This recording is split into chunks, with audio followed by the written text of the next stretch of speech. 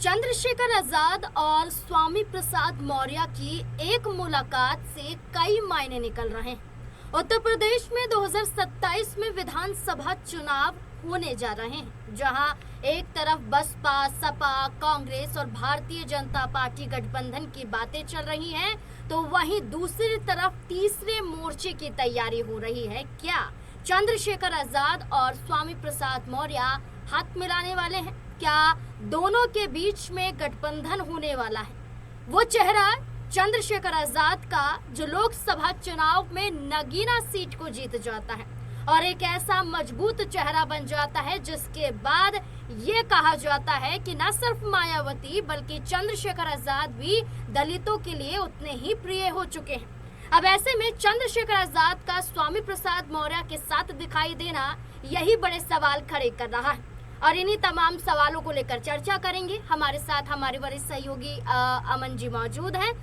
Sir, मुलाकात को कैसे देखते हैं? कोई मुलाकात को लेकर मान रहा है कि तीसरे मोर्चे की तैयारी की जा रही है, कोई मुलाकात को लेकर ये कह रहा है कि न सिर्फ बीजेपी बल्कि विपक्ष को भी नुकसान झेलना पड़ सकता है। दोनों का एक साथ आना क्या दर्शाता है? देखिए, बिल्कुल पहली बात तो ये है कि चंद्रशेखर आजाद लगातार तेजी के साथ में अपनी जो छवि है वो दलित वोटर्स हैं, खासकर युवा जो वोटर्स हैं उनके अंदर मजबूत करते हुए दिखाई पड़ते हैं। आप देखेंगे जहां भी वो जाते हैं हजारों की तादाद में भीड़ जमा हो जाती है और खासकर युवा जो है वो उनकी तरफ जो है अट्रैक्ट होते हुए दिखाई पड़ते हैं। और दूसरा जो पहलू है जो स्वामी प्रसाद मौर्य के रूप में हमें दिखाई देता है, देखिए मौर्य जो है वो भले ही अभी कोई मजबूत नेता के तौर पर दिखाई नहीं पड़ते, लेकिन उनका भी अपना एक इतिहास रहा है। यहाँ तक कि उनको राजनीति का इतना बड़ा जानकार कहा जाता है कि वो मौसम की तरह ये देखकर बता देते हैं कि किस तरह राजनीति जो है वो करवट लेती हुई दिखाई पड़ेगी। इस तरह का उनके बारे में कहा जाता है, चाहे वो सपा में रहे हों, बसपा में रहे हों, बीजेपी में रहे हों, यानी कि तमाम जगह पर घूमकर अब वो अपनी पार्टी बनाकर चल रहे हैं। ऐसे में क्या जो ओबीसी वोट बैंक है और जो दलित वोट बैंक है, क्या दोनों के मिलने से कोई समीकरण पैदा होता हुआ दिखाई पड़ेगा? क्योंकि अभी ये बात भी चल रही है कि इसमें ओवैसी की भी एंट्री हो सकती है, ओवैसी भी हो सकता है इस गठबंधन का हिस्सा बनते हुए दिखाई पड़े। तो देखो, आंकड़ों पर अगर हम देखें नाज़मीन, तो पता चलता है कि 20-21% या लगभग 22% के आसपास दलित वोटर्स हैं।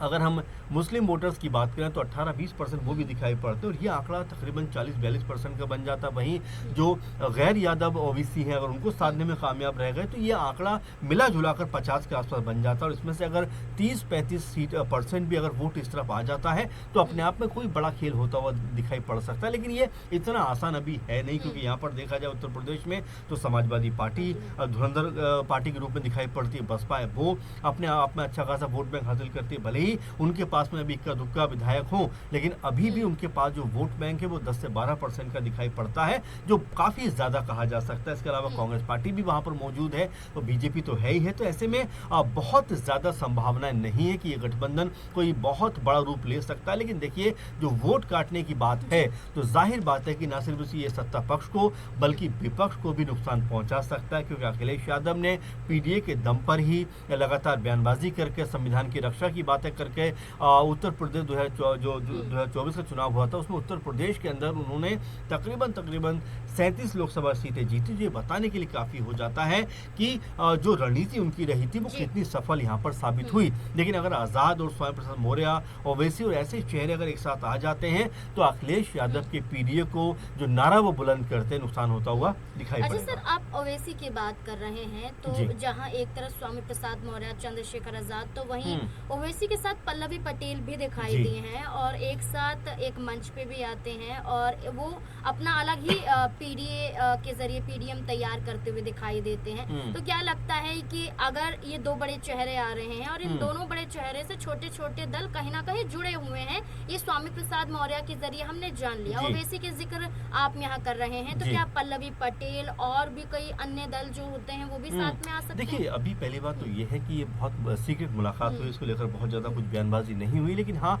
देखिए, हर मुलाकात का जब जो चुनाव के दौरान अगर इस तरह की मुलाकातें होती है तो उसका कोई ना कोई सियासी मायना जरूर होता है। और यहाँ पर आजाद चूंकि इससे पहले भी मौर्य से मुलाकात कर चुके हैं, बातचीत हो चुकी है, अब एक बार फिर उनसे मुलाकात होना, क्या उत्तर प्रदेश की राजनीति में कोई बड़ा धमाका करने के मूड में, क्या यहाँ पर गठबंधन जो तीसरा मोर्चा बनाकर या तीसरी कोई संभावना बनाकर क्या उत्तर प्रदेश में अपने लिए बेहतर विकल्प तलाशना चाहते हैं? क्योंकि आजाद भी लगातार छटपटा रहे हैं कि सांसद तो वो हैं, लेकिन उनकी पार्टी का एक भी विधायक सदन के अंदर मौजूद नहीं है। तो ऐसे में उनको भी ये चाह जरूर होगी कि 2-4-5 उनके भी विधायक जो है विधानसभा के अंदर बैठे होने चाहिए। तो इसी मकसद के तहत वो मौर्य से मुलाकात करते हैं। जो बात आप कहते हैं कि क्या पल्लवी पटेल भी इसमें शामिल हो सकते हैं, क्या कुछ और दल भी इसमें आ सकते हैं, तो अभी देखिए धीरे धीरे माहौल बन रहा है। हो सकता है कुछ और नाम भी यहाँ पर आते हुए दिखाई पड़ जाए, क्योंकि जो चंद्रशेखर आजाद है उन्होंने तो यहाँ तक कहा था कि बीजेपी के अलावा मैं किसी के साथ भी गठबंधन करने को तैयार हूँ। तो आप ये भी मानकर चलिए कि क्या बहन जी यानी बसपा को लेकर भी कोई संभावना बन सकती है, क्योंकि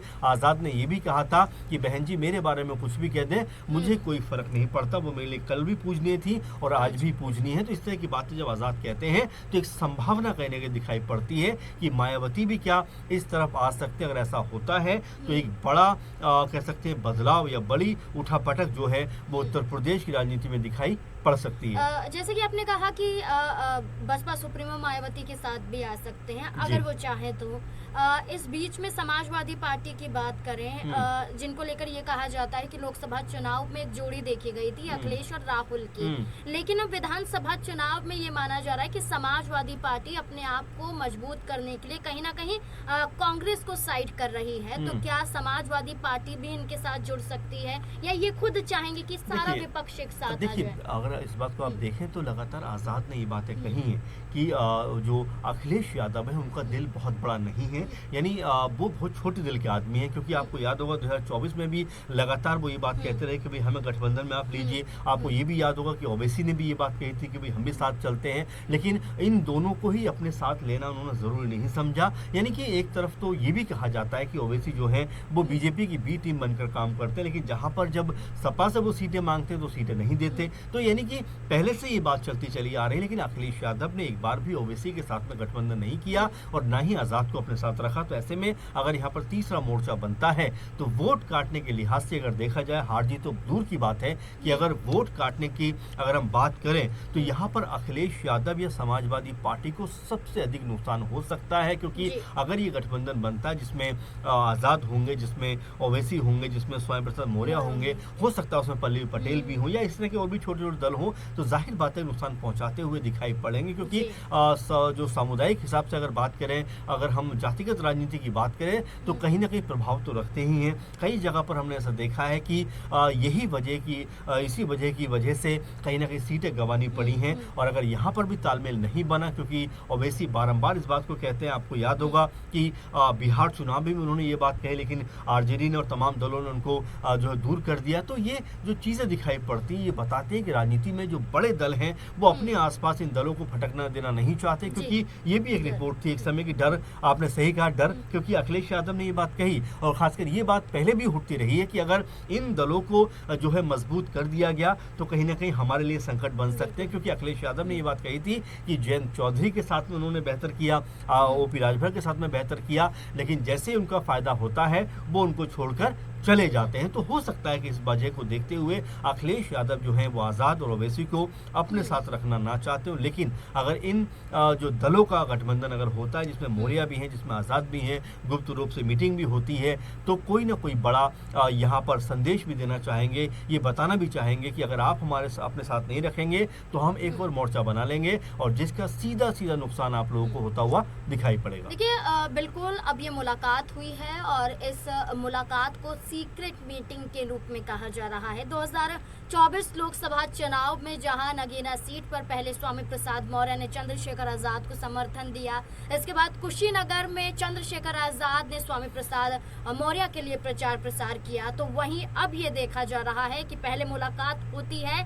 फिर दूसरी मुलाकात होती है और इस मुलाकात को सीक्रेट कहा जाता है। अब देखना होगा कि क्या सार्वजनिक रूप से कोई ऐलान किया जाएगा, क्या तीसरे मोर्चे को लेकर जो गठबंधन की चर्चाएं चल रही हैं क्या वो तय हो पाएगा, और जो नाम लिए जा रहे हैं क्या वो जुड़ पाएंगे। इस पूरे मुद्दे को लेकर आप क्या कुछ समझते हैं और क्या कुछ आपकी राय है, कमेंट सेक्शन में अपनी राय जरूर दें। धन्यवाद।